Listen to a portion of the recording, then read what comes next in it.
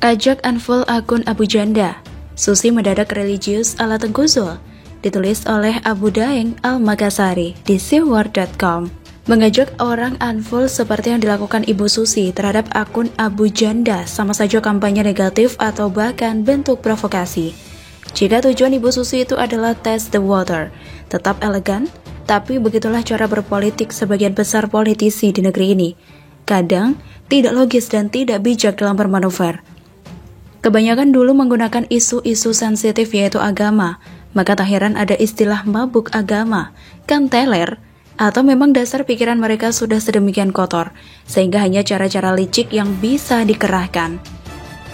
Dulu saya juga mengagumi Ibu Susi karena tegas menenggelamkan kapal-kapal asing yang mencuri ikan di perairan Indonesia. Kinerjanya membuat namanya semakin digemari warga.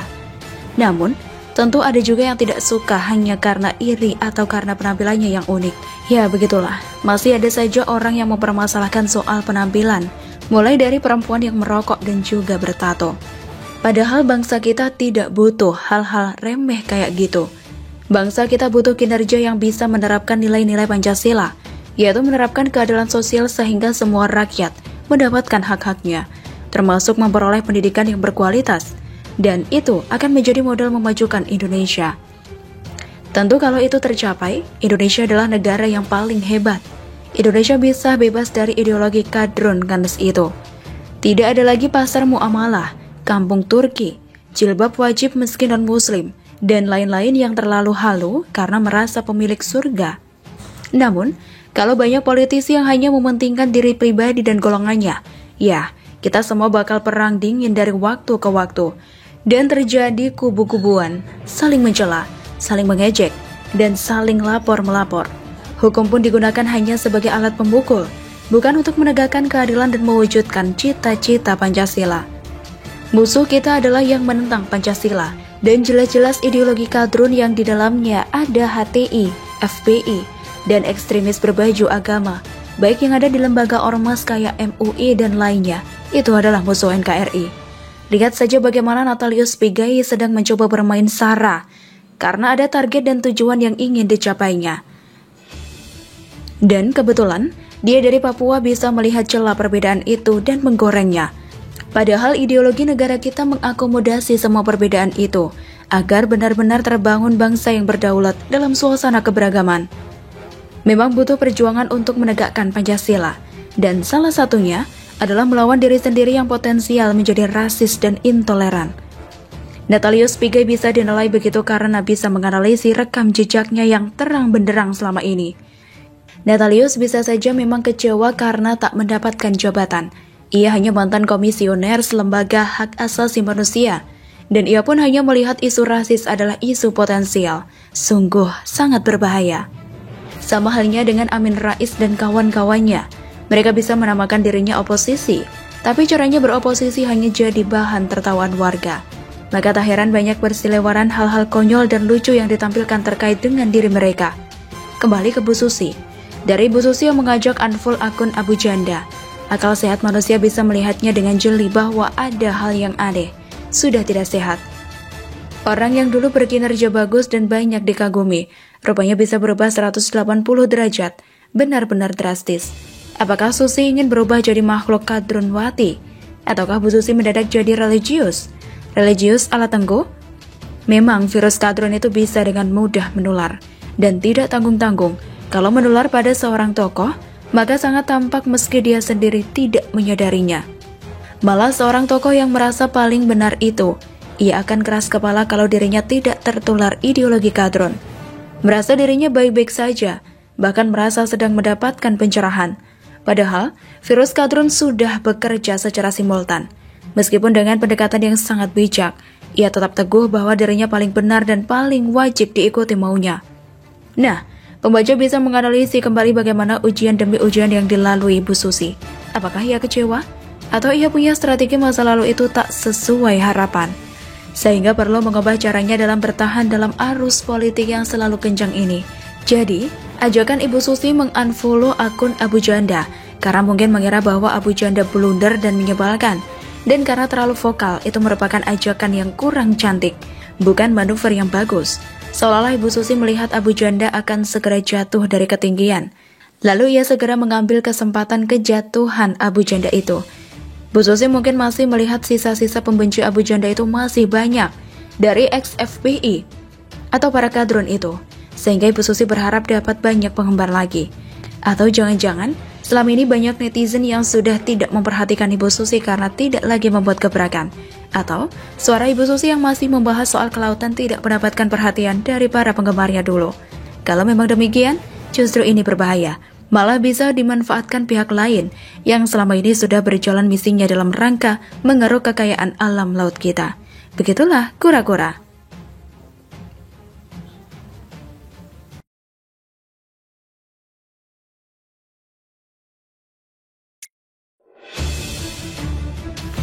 Gegara medsos, Sandiaga kena semprot anggota DPR RI. Ditulis oleh Nina Nur di sihwar.com. Ketika Sandiaga diangkat menjadi Menteri Pariwisata dan Ekonomi Kreatif atau Menparekraf, saya termasuk yang bersedia untuk memberi kesempatan buat Sandiaga membuktikan kinerjanya dulu. Saya kira Sandiaga punya potensi dan kreativitas untuk itu. Kita kasih waktulah. Bahkan ketika Sandiaga bicara soal OKOC dan wisata halal, saya kira itu bagian dari proses. Anggap saja Sandiaga sedang brainstorming, menggali ide-ide untuk nanti mendapatkan ide yang terbaik. Termasuk katanya dia berkantor di Bali untuk dekat dengan pelaku usaha. Silakan saja, itu sudah dilakoni Sandiaga sejak hari Kamis lalu, 28 Januari. Ternyata belum pindah kantor ke Bali, Sandiaga sempat tersandung masalah dengan anggota Komisi 10 DPR RI dari fraksi PDIP Putra Nababan. Putra mengkritik keras postingan Sandiaga di Instagram. Dari 50 lebih anggota dewan di Komisi 10, hanya 2 yang hari ini menerima ajakan lari pagi saya, sembari meninjau usaha-usaha ekonomi kreatif yang ada di kawasan GBK. Untuk Komisi 10 yang lain, saya dan Bu Ed Dewi Koryati tunggu di hari Selasa depan. Kita olahraga sambil bertukar pikiran untuk menggarap potensi lapangan kerja di sektor pariwisata dan ekonomi kreatif. Sampai jumpa. Kata Sandiaga dalam video yang dia posting pada hari Selasa, 26 Januari. Video ini sudah dihapus, yang ada screenshotnya saja yang saya dapatkan dari suara.com. Suara.com sempat mencatat beberapa komentar netizen terhadap video itu. Ada yang sempat mengingatkan bahwa yang dikatakan Sandiaga terkesan tendensius. Orang punya agenda sendiri, kalau Bang Sandi orangnya memang suka olahraga. Jangan mau cari panggung dengan menjatuhkan orang lain. Seakan kita lebih baik, tulis salah satu akun netizen. DPR Komisi 10 itu mitra kerja, bukan mitra lari. Jika semua mitra kerja ajak lari, bermitra untuk kerja kapan? Gimana kalau besok setiap anggota DPR yang ajak mitra kerjanya lari? Komentar dari salah satu akun netizen. Benar saja, akhirnya Sandiaga kena semprot Putra Nababan. Dilansir dari cnnindonesia.com, video Sandiaga itu dianggap sebagai framing negatif terhadap para politisi yang tengah bertugas di Komisi 10 DPR RI. Sandi harusnya sadar dirinya adalah pembantu Presiden Jokowi. Dia harus berhenti menciptakan sensasi-sensasi politik kosong dengan memberikan bingkai framing negatif terhadap mitra kerjanya. Seolah 50 lebih anggota Komisi 10 tidak bisa bangun pagi dan lari pagi, serta tidak mau ikut menyaksikan usaha ekonomi kreatif di GBK, kata Putra. Ternyata, menurut Putra, Komisi 10 sama sekali tidak pernah diundang ikut kegiatan lari pagi tersebut. 158.000 lebih masyarakat sudah membaca unggahan itu pasti berpikir anggota Komisi 10 tidak memenuhi undangan lari pagi dan tidak berkenan melihat langsung usaha ekonomi kreatif. Padahal, undangannya fiktif dan rekayasa Sandi saja. Jadi kebohongan publik ini harus diklarifikasi, kata Putra. Bukan soal itu saja, Putra Nababan juga mengungkap banyaknya kegiatan Sandiaga di medsos. Sehari bisa 3-4 kali posting. Ini jadi pertanyaan kita, sebenarnya apa yang sudah dikerjakan olehnya? Rasanya kok tidak ada dan hanya terus-menerus mencari sensasi agar mendapat simpati di media sosial, ujarnya. Dalam sebuah rapat kerja dengan Komisi 10 DPR, Sandiaga disebut sibuk memposting kegiatannya di medsos. Putra pun menegurnya dengan menyampaikan interupsi sebelum rapat ditutup.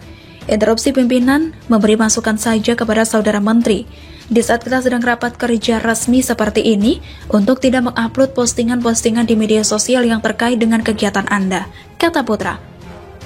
Putra menyampaikan hal itu agar DPR RI terjaga martabatnya dalam melakukan kegiatan rapat kerja. Dari pihak Sandiaga sendiri, lewat juru bicaranya Kawendra Lukistian, menyatakan bahwa unggahan video itu sekedar guyonan dan meminta Putra tidak baper atau bawa perasaan. Seharusnya santai saja, nggak perlu baper, nggak perlu lebay itu sekedar jokes. Tapi karena menghargai teman-teman Dewan, jadi sudah dihapus postingannya, katanya. Menurut Kawendra, dalam era 4.0 ini, masyarakat perlu tahu apa yang dilakukan oleh Sandiaga sebagai menteri. Jadi, mengunggah kegiatan di medsos itu adalah bagian dari pekerjaan. Untuk itu, Sandiaga juga dibantu oleh admin. Bahkan Kawendra meminta Putra harusnya juga seperti Sandiaga, banyak postingan kegiatan di DPR RI, dan mempersilahkan Putra untuk introspeksi. Kok pihak Sandiaga jadi terlihat ngegas ya dari pernyataannya jubirnya itu? Saya kira memang tidak tepat kalau Sandiaga menyebut dari 50 anggota Dewan di Komisi 10 hanya 2 yang hadir. Jika tidak pernah ada undangan resmi yang mencakup semua anggota Komisi 10, ya wajar kalau Putra Nababan menyebut itu sebagai framing negatif. Karena memang terkesan demikian, mungkin Sandiaga masih terbawa dalam aura atau suasana kontestasi politik. Jadi perkataannya pun terpola seperti itu. Seperti harga nasi ayam di Jakarta lebih mahal daripada Singapura. Kalau melihat apa yang dikatakan oleh jubir Sandiaga, itu juga masih berkesan politis. Karena seperti memaksakan anggota DPR RI untuk mengunggah kegiatannya di medsos. Karena memang tidak ada aturan yang menyerukan apalagi mewajibkan. Jangan disamakan semua anggota DPR RI itu seperti Fadlizon dong. Apalagi kalau sampai ngevlog atau cetrek-cetrek selfie di dalam ruang rapat yang mestinya serius. Kalau tidak salah, ada kamera televisi yang sudah merekam kegiatan rapat tersebut. Jadi, Sandiaga juga bisa meminta rekamannya jika perlu mengunggahnya di medsos. Saya nggak tahu gimana itu prosedurnya, harusnya sih bebas buat diakses umum ya. Jadi, apakah Sandiaga akan saya salah-salahkan? Enggak dong. Teguran dari Putra Nababan saya kira sudah cukup. Sandiaga hanya perlu beradaptasi dan menghilangkan aura kontestasi politik itu. Jadikanlah kejadian ini sebagai momen untuk mulai gaspol dalam bertugas. Silahkan terus mengunggah kegiatannya di medsos.